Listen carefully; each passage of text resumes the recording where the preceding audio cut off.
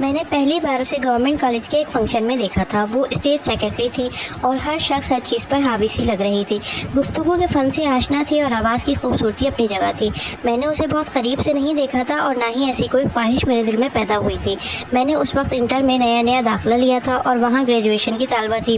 یہ ضرور تھا کہ پہلی بار کو ایجوکیشن میں آنے کے بعد میں لڑکیوں سے کچھ خائف تھا، لیکن اس وقت جس عمر میں تھا قدرتی طور پر مجھے صنف مخالف میں کافی دلچسپی محسوس ہوتی تھی، لیکن بہرحال مجھے اس سے متاثر ہونے کے باوجود اس کے پاس جانے یا ملنے کا شوق نہیں ہوا۔ وجہ بالکل واضح تھی، مجھے اس وقت لڑکیوں میں جو چیزیں اٹریکٹ کرتی تھیں ان میں سے کچھ بھی اس کے پاس نہیں تھا۔ نہ اس کے نین نقش تیکھے تھے، نہ بال لمبے تھے، نہ رنگت چاند کی طرح تھی، نہ دانت موتیوں جیسے تھے، نہ چال ننی جیسی تھی، اور نہ ہی وہ فیشنیبل تھی۔ ہاں، مگر اس کا قد بہت دراز تھا۔ اس فنکشن میں بس دور سے اتنا ہی دیکھ سکا تھا۔ میں کوئی علامہ قسم کا اسٹوڈنٹ بھی نہیں تھا جو اس کے انداز گفتگو میں خوبصورت الفاظ کے انتخاب سے متاثر ہو جاتا۔ صبح چند گھنٹے وہاں گزارنے اور اس کے بعد اپنے دوستوں کے ساتھ اس فنکشن پر تبصرہ کرتا ہوا میں واپس گھر آ گیا تھا۔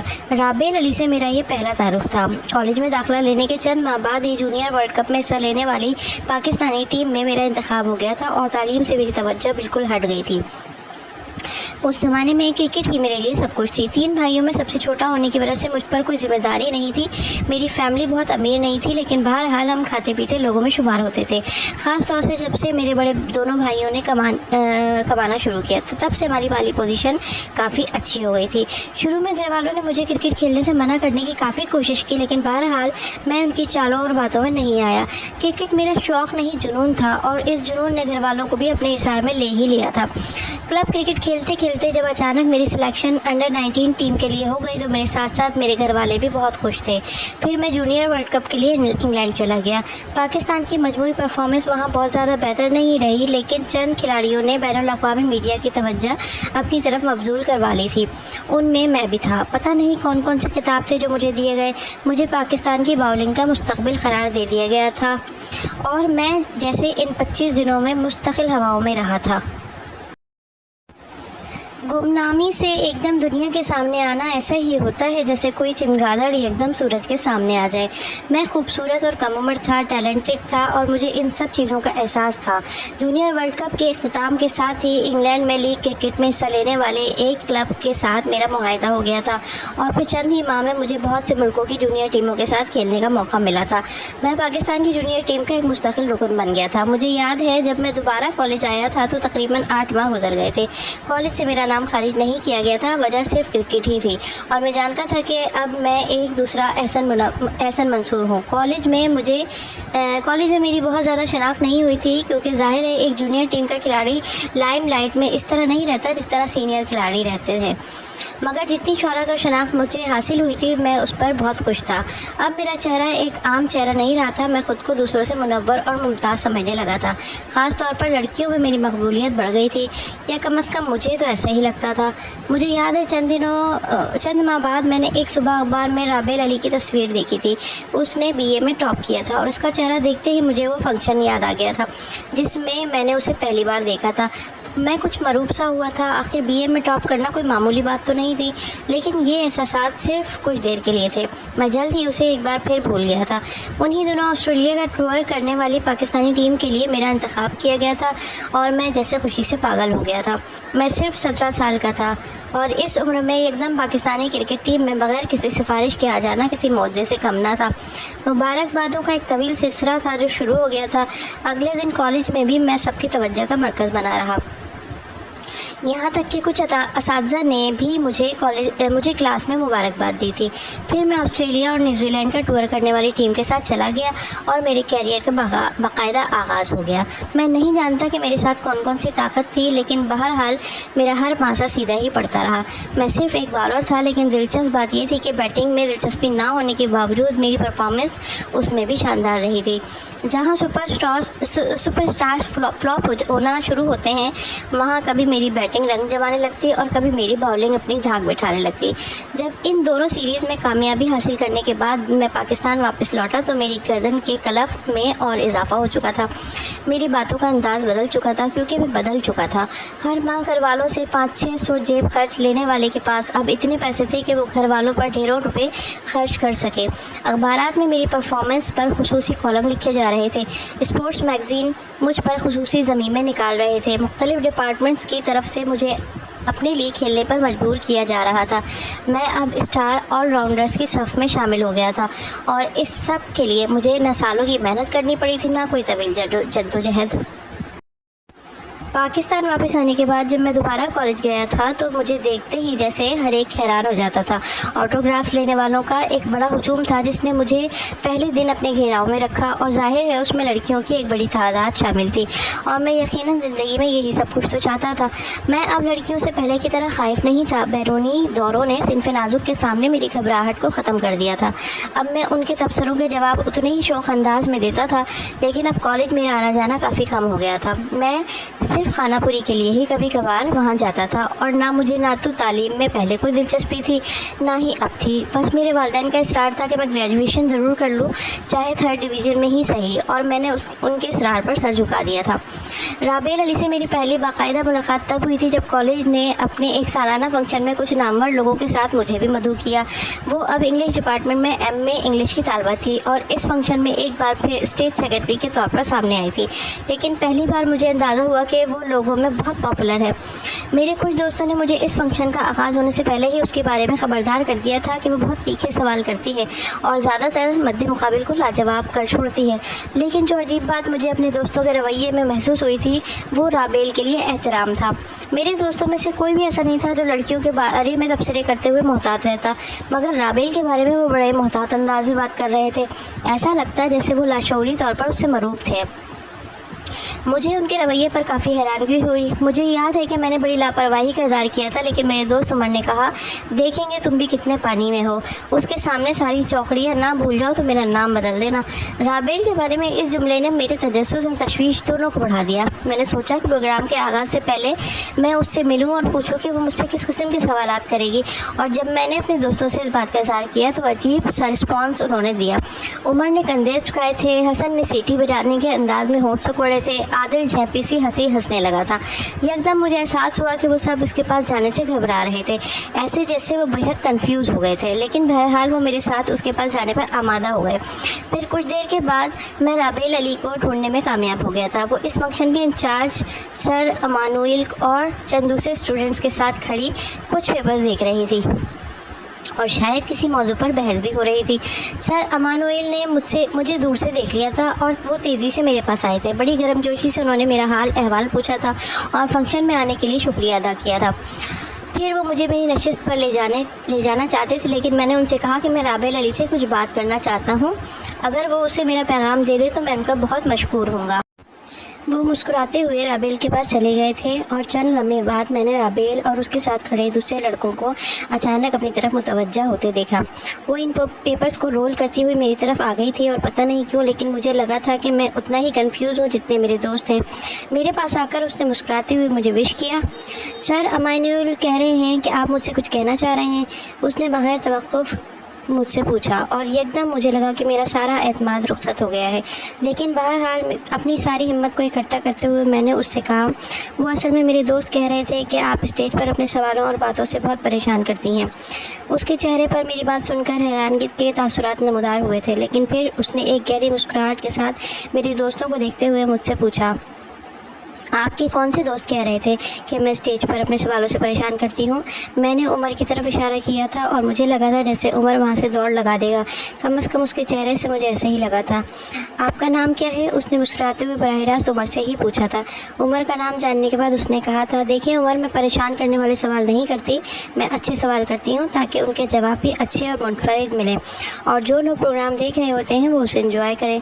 अगर वही स्टेरियोटाइप सवाल पूछे जाते रहें تو مجھے نہیں لگتا کہ کسی کو اس بات میں دلچسپی ہوگی کہ وہ مہمانوں کے ساتھ میری بات سنیں، لیکن بہرحال میں کبھی بھی اپنے پروگرام میں حصہ لینے والوں کو پریشان کرنا نہیں چاہوں گی، اور آج کا پروگرام دیکھنے کے بعد آپ ضرور مجھے بتائیے گا کہ میں نے کون سا سوال ایسا کیا تھا جو پریشان کرنے والا تھا یا جو مجھے نہیں کرنا چاہیے تھا۔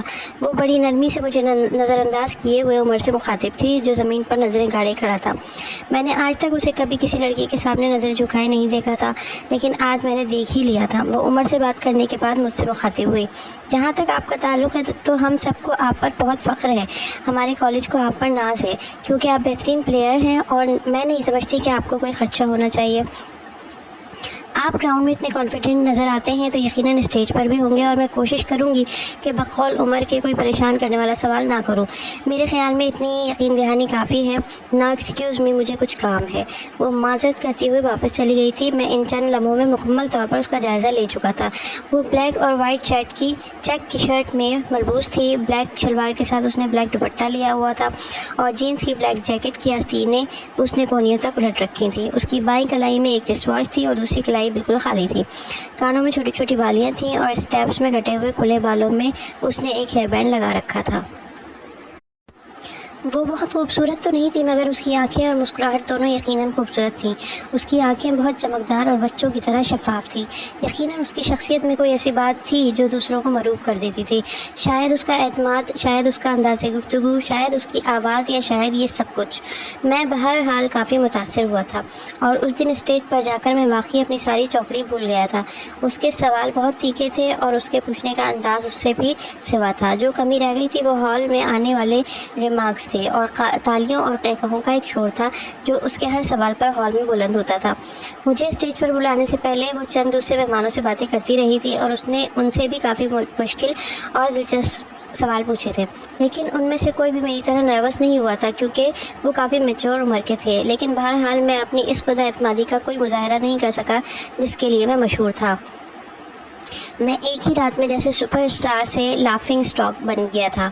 وہ اسٹیج پر مجھے اس ننھے بچے کی طرح ٹریٹ کر رہی تھی جس کے ہاتھوں میں کھلونوں کا ایک ڈھیر ہو اور وہ اسے سنبھالنے کی کوشش میں بے حال ہوا جا رہا ہو۔ اس نے میرے اسٹائل سے لے کر میرے کھیل اور میری تعلیمی دلچسپیوں سے لے کر میرے گھر آنے والی فون کالز تک کو موضوع بحث بنایا تھا۔ میں اس کے ہر سوال پر بوکھلاتا، کبھی کسیانی ہنسی ہنستا، کبھی جھیپتا اور کبھی اپنی طرف سے معقول جواب دینے کی کوشش کرتا، تو ہال سے آنے والی کوئی آواز یا رابعہ علی کا کوئی تبصرہ میرے اس جواب کی معقولیت کو یکدم زائل کر دیتا۔ ایسے لگتا جیسے اس نے میرے لیے بلکہ سارے مہمانوں کے لیے کافی ہوم ورک کیا تھا، اور شاید ہال میں بھی اس نے کچھ لوگوں کو کچھ جملے رٹا رکھے تھے جو بر وقت بولے جاتے تھے۔ میں اس انٹرویو کے اختتام تک بالکل ہمت ہار چکا تھا اور میرا بس نہیں چل رہا تھا کہ میں وہاں سے بھاگ جاؤں۔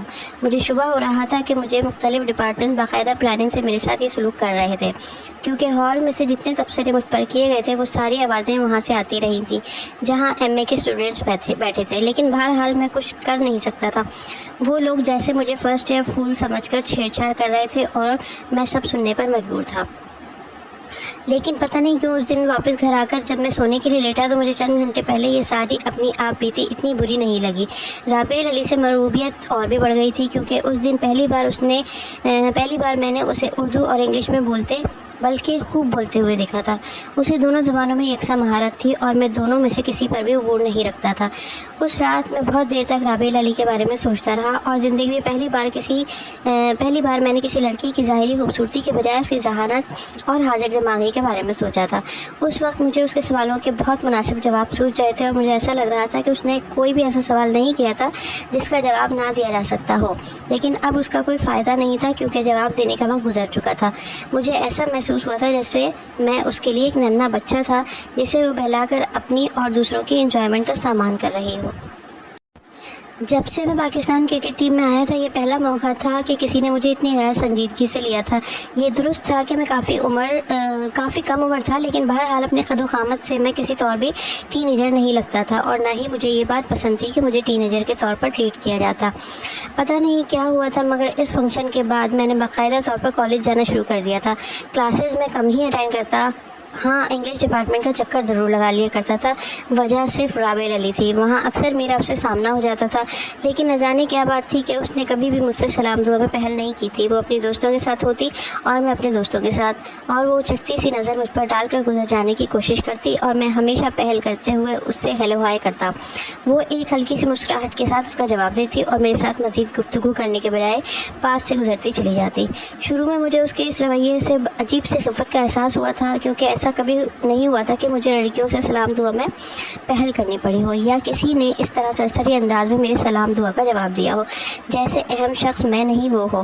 مجھے ایسا لگا تھا جیسے وہ جان بوجھ کر ایسا کرتی ہے تاکہ میں یہ سمجھ کر کہ وہ بڑی منفرد لڑکی ہے اس کی طرف مزید راغب ہوں اور اس کی محبت میں گرفتار ہو جاؤں۔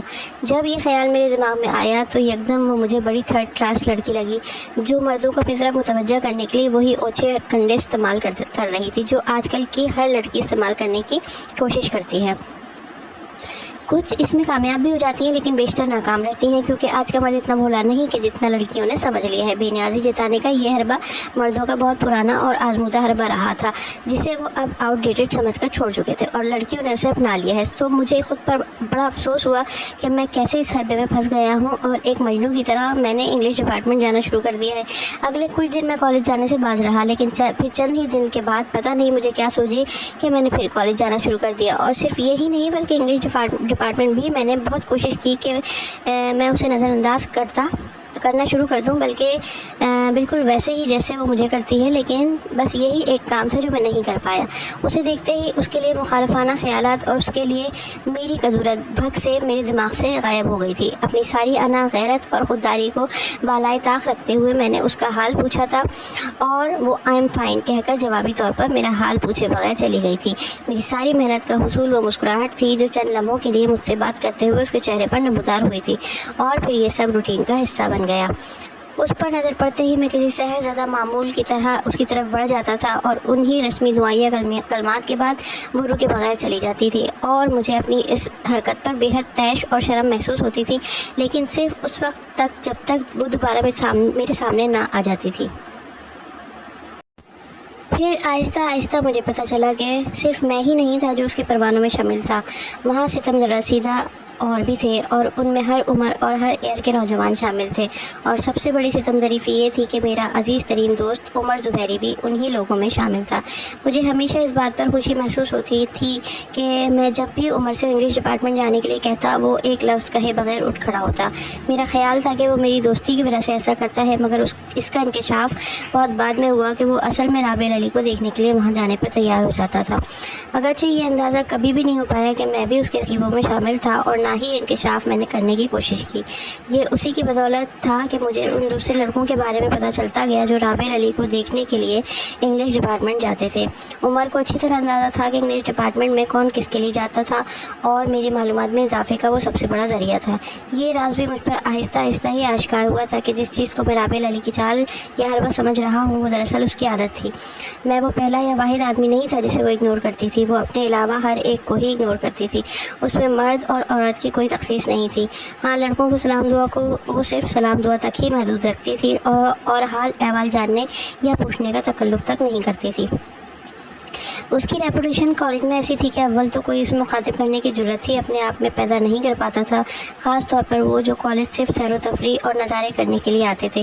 وہ خود اعتمادی سے مالا مال تھی، بہت ساروں کے پاس یہ خوبی ہوتی ہے۔ وہ اسٹریٹ فارورڈ تھی، بہت سے لوگ ایسے ہوتے ہیں۔ وہ بلا کی ذہین تھی، لاکھوں لوگ ذہین ہوتے ہیں۔ اس کی شخصیت خوبصورت تھی، یہ بھی کوئی ایسی خاص خوبی نہیں تھی۔ وہ بے داغ کردار کی مالک تھی، کبھی کم صحیح مگر خوبصورت کردار کے بہت لوگ بھی اس دنیا میں ملتے ہیں، مگر یہ ساری باتیں کسی ایک شخص میں بہت کم ملتی ہیں، اور کسی عورت میں تو شاید بہت ہی کم۔ کالج میں اور بھی بہت سی لڑکیاں ایسی تھیں جن کے چرچے عام تھے، جن کے ہزاروں پروانے تھے، اور انہیں دیکھنے کے لیے بھی لڑکے باقاعدہ انتظار کرتے تھے، مگر وہ صرف ان لڑکیوں کی خوبصورتی کے پروانے تھے۔ کوئی کسی کے چہرے کی ایک جھلک دیکھنے کا منتظر رہتا، اور کسی کو کسی اور کی فکر غضب کی لگتی، یا کسی کے لباس پہننے کا انداز ایسا ہوتا کہ وہ دوسروں کو دعوت نظارہ دیتا رہتا۔ لیکن میں نے کبھی کسی لڑکے کو کسی لڑکی کی شخصیت یا ذہانت سے اتنا متاثر نہیں دیکھا تھا کہ وہ اس کے لیے اس طرح بے قرار پھرے۔ مگر رابعہ علی ایک ایسی لڑکی تھی جس کی جسمانی خوبصورتی کے لیے تو شاید کوئی اسے دیکھنے کے لیے کھڑا نہ ہوتا، مگر ذہن یا شاید شخصیت یا شاید نہ جانے کیوں مجھے یہ بتانا آج مشکل کیوں ہو رہا ہے کہ اس میں کیا بات تھی جو دوسروں کو یوں سحر زدہ کر دیتی تھی۔ ایسا بھی نہیں تھا کہ وہ بہت مغرور تھی، جب کوئی اس سے مخاطب ہوتا، اس کا حال احوال دریافت کرتا یا اس سے کسی مسئلے پر مدد کا طلبگار ہوتا تو وہ بڑی سنجیدگی سے اس کی بات سنتی تھی۔ میں نے کبھی اس کے انداز میں دوسروں کی لحاظ تک نہیں دیکھی تھی۔ شاید وہ اپنے دوستوں کے علاوہ باقی سب کو ایک سے انداز میں ہی ٹریٹ کرنا چاہتی تھی، اور یہ میرے لیے کچھ قابل قبول نہیں تھا۔ میں خاص توجہ اور غیر معمولی برتاؤ کا عادی ہو چکا تھا۔